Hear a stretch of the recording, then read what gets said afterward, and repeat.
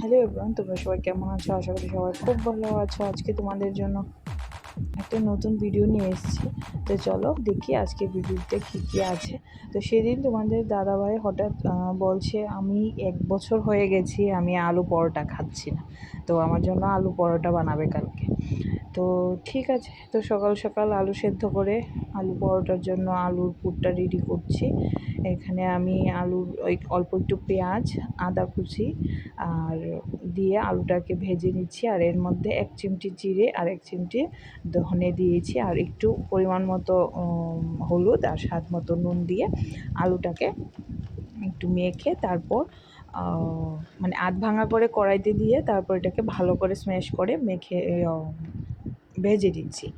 আর এদিকে আমরা লুচি যেরকমভাবে লুচির ডোটা যেভাবে বানাই, এই অল্প একটু তেল দিয়ে তারপর জল দিয়ে এরকম করে আটার ডোটা আমি বানিয়েছি আলু পরোটার জন্য। আর আমাদের 3 জনের জন্য, বাবা, মা আর আমার জন্য আমি রুটি বানাচ্ছি। আমরা খাবো রুটি, আর তোমাদের দাদাভাইয়ের জন্য আলু পরোটা। তো চলো প্রথমে আমরা রুটিগুলো বেলে নিচ্ছি। আমি অ্যাকচুয়ালি গোল করে রুটি বেলতে পারি না, কিন্তু খেতে খুব ভালো হয়, একদম নরম হবে। তো তোমরা কেউ দেখে হাসবে না।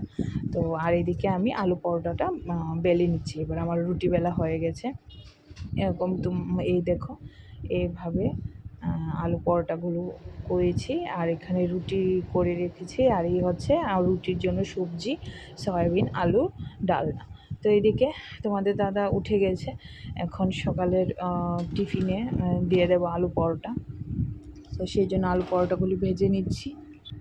আর এদিকে আমাদের জন্য রুটিটা দেখতেও হয়তো সুন্দর লাগছে না, কিন্তু খেতে একদম খুব ভালো হবে। দেখো ফুলেছে। তো এই হচ্ছে আজকে সেদিন মানে আমাদের সকালের টিফিন, রুটি তরকারি আর আলু পরোটা। ভালো লাগলে অবশ্যই লাইক শেয়ার কমেন্ট করে দিও।